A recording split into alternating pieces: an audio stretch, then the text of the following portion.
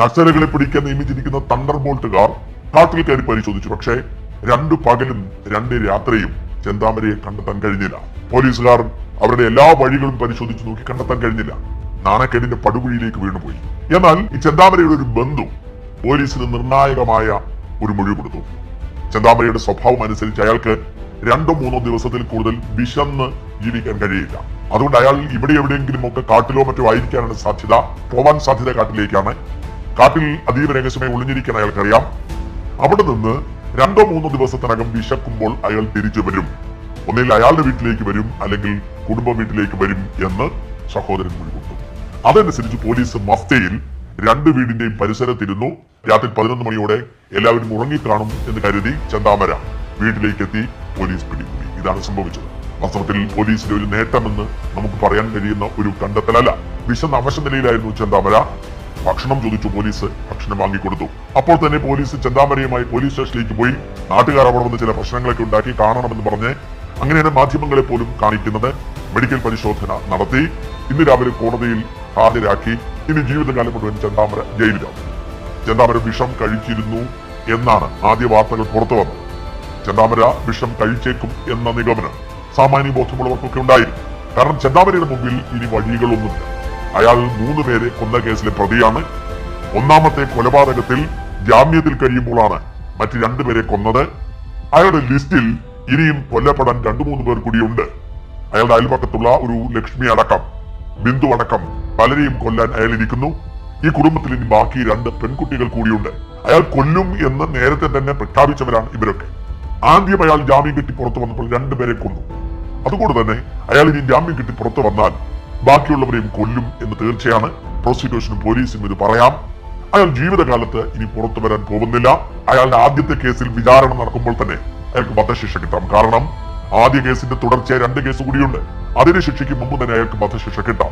രണ്ടാമത്തെ കേസിൽ, ഇപ്പോഴത്തെ 2 പേരെ കൊന്ന കേസിൽ തീർച്ചയായും അയാൾക്ക് വധശിക്ഷ കിട്ടും. ഈ കൊലപാതകം അപൂർവങ്ങളിൽ അപൂർവമാണ്. ഇനിയും അയാൾ പലരെയും കൊല്ലാനുള്ള സാധ്യതയുണ്ട്.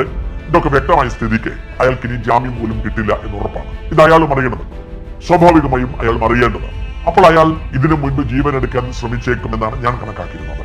എന്നാൽ അയാൾ അതിന് ശ്രമിച്ചില്ല എന്നത് അത്ഭുതപ്പെടുത്തുന്നതാണ്. കാരണം അല്പമെങ്കിലും വിവേകം ഉണ്ടായിരുന്നെങ്കിൽ അയാൾ അങ്ങനെ ചെയ്യുമായിരുന്നു. അയാൾക്കറിയാം ഇനി അയാൾക്ക് അവസരമില്ല. ഇനി അയാൾക്ക് മറ്റുള്ളവരെ കൊല്ലാൻ അവസരമില്ല. ഇനി അയാൾക്ക് ജയിലിന് പുറത്തേക്ക് വരേണ്ട അവസരമില്ല. ഇനി അയാൾക്ക് ജാമ്യം കിട്ടുകയില്ല. അയാളുടെ മുമ്പിൽ വധശിക്ഷയാണ്. ഈ വധശിക്ഷ വിധിച്ചാൽ അയാൾക്ക് വേണ്ടി അപ്പീൽ കൊടുക്കാൻ പോലും ആരും ഉണ്ടായെന്ന് വരില്ല. കാരണം അയാൾക്ക് ജാമ്യം എടുത്തു കൊടുത്ത വക്കീൽ ഇനി തിരിഞ്ഞു നോക്കാൻ സാധ്യതയില്ല. ആരും ഉണ്ടായെന്ന് വരില്ല. അയാളെ സംരക്ഷിക്കാൻ ആരും ഉണ്ടാവാത്ത സാഹചര്യമുണ്ട്. അത്ര നിഷ്ഠൂരനായ ക്രൂരനായ ഒരു മനുഷ്യൻ. വാസ്തവത്തിൽ അയാൾ സ്വയം ഒടുങ്ങുമെന്ന് വിശ്വസിച്ച് ആദ്യ വാർത്തയിൽ ചെന്താമര ചത്തു എന്ന് തമ്പനയിൽ കൊടുക്കാൻ ആഗ്രഹിച്ചിരുന്ന ആളാണ് ഞാൻ. കാരണം മരിച്ചു എന്നോ അന്തരിച്ചു എന്നോ നിര്യാതനായി എന്നോ ആത്മഹത്യ ചെയ്തു എന്നൊന്നും പറയാൻ കഴിയില്ല. അയാൾ ചത്തു എന്നാണ് പറയുന്നത്. കാരണം നരഭോജി കടുവ ചത്തു എന്നാണ് നമ്മൾ പറഞ്ഞത്. നരഭോജി കടുവ ചത്തുവെങ്കിൽ ചെന്താമരയും ചത്തത് തന്നെയാണ്, മരിച്ചതല്ല. അപ്പോഴേക്കും നികൃഷ്ടമായ ഒരു ജന്മമാണ് ചെന്താമരയുടെ. അയാൾ വ്യക്തമായി പോലീസിനോട് പറഞ്ഞിട്ടുണ്ട്, ഞാൻ 5 പേരെ കൊല്ലാനാണ് ഉദ്ദേശിച്ചത്, ഇനിയും 2 പേർ ബാക്കിയുണ്ട്. അയൽപക്കത്തുള്ള 2 പേരാണ്, പുഷ്പയും ബിന്ദു, അങ്ങനെയാണ് അവരുടെ പേര്. അവരും ഇയാളുടെ നോട്ടപ്പുള്ളിയായിരുന്നു. കാരണം ഇയാൾ ഒരു സൈക്കോ കില്ലർ ആയിരുന്നു. അയാൾക്ക് ഒരു കൊടുവാളുണ്ടായിരുന്നു. അയാളുടെ കൊടുവാളിനെ ഭയന്നാണ് അയാളുടെ ഭാര്യ അയാൾ വിട്ടുപോയത്. അയാൾ അന്ധവിശ്വാസിയായിരുന്നു. അയാൾക്കൊരു ജോത്സ്യൻ ഉണ്ടായിരുന്നു. ആ ജോത്സ്യനെ പിടികൂടേണ്ടതുണ്ട്. ആ ജോത്സ്യൻ പറയുന്നത് പോലെയാണ് അയാൾ ചെയ്തിരുന്നത്. അമ്പലത്തിൽ പോകാൻ പറഞ്ഞാൽ അമ്പലത്തിൽ പോകും, പൂജ ചെയ്യാൻ പറഞ്ഞാൽ പൂജ ചെയ്യും, കൂടോത്രം ചെയ്യാൻ പറഞ്ഞാൽ കൂടോത്രം ചെയ്യും. എന്നാൽ ഈ ജോത്സ്യൻ കൊടുത്ത ഒരു വാക്ക്, മുടി നീളമുള്ള ഒരു സ്ത്രീയാണ് കൊലപ്പെടുത്തിയതെന്ന് ജോത്സ്യൻ പറഞ്ഞതുകൊണ്ട് തന്നെ അയാൾ സജിത എന്ന് പറയുന്ന അയൽപക്കക്കാരിയെ കൊന്നു. അതിന് ബാക്കിയായി അയാൾ കൊല്ലാൻ ബാക്കി വെച്ചവരാണ് ഈ പറയുന്ന ബാക്കിയുള്ളത്. അവർക്ക് കൊല്ലപ്പെടാൻ സാഹചര്യം ഇനിയുമുണ്ട്. ഈ ചെന്താമരയെ മാത്രമല്ല, ആ ജോത്സ്യനെ കൂടി പ്രതിയാക്കണം. ഇത് കൊലപാതക പ്രേരണയാണ്. വാസ്തവത്തിൽ ആ പ്രേരണ കൊടുത്തത് ആ ജോത്സ്യൻ. അയാൾ ആരാണെന്ന് കണ്ടെത്തേണ്ടതുണ്ട്. അയാളെ അറസ്റ്റ് ചെയ്ത് ഈ കേസിൽ പ്രതിയാക്കേണ്ടതുണ്ട്.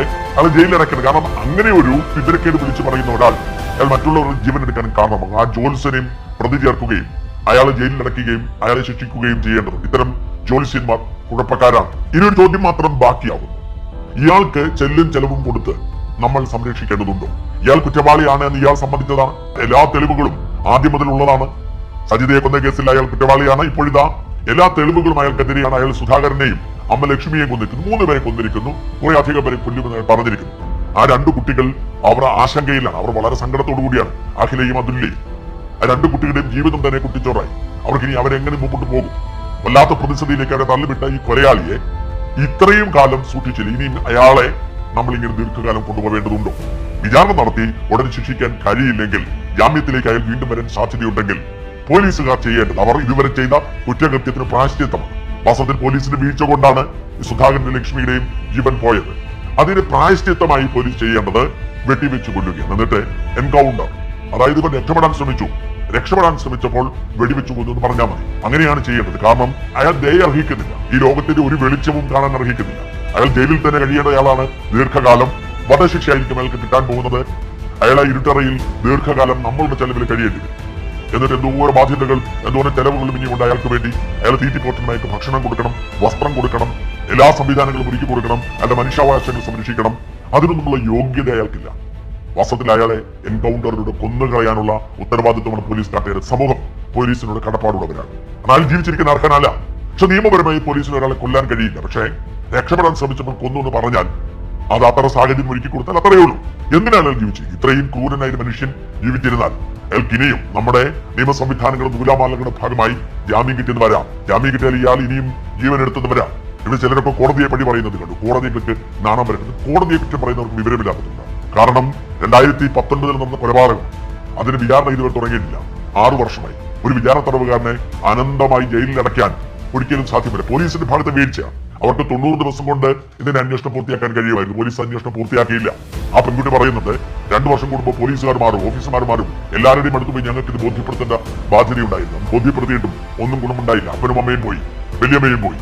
അതുകൊണ്ട് കോടതിയെ പറ്റി പറഞ്ഞിട്ട് കാര്യമില്ല. കാരണം അതാണ് നിയമം. എന്ന് മാത്രമല്ല, കോടതി നെന്മാറ പഞ്ചായത്തിൽ കയറരുത് എന്ന് പറഞ്ഞാണ് അന്ന് ജാമ്യം കൊടുത്തത്. അപ്പോൾ പോലീസിന്റെ വീഴ്ചയാണ് സർക്കാരിന്റെ വീഴ്ച. ജീവൻ സംരക്ഷിക്കുന്നതിൽ വീഴ്ച സംഭവിച്ചിരിക്കുന്നത് സർക്കാരിനാണ്.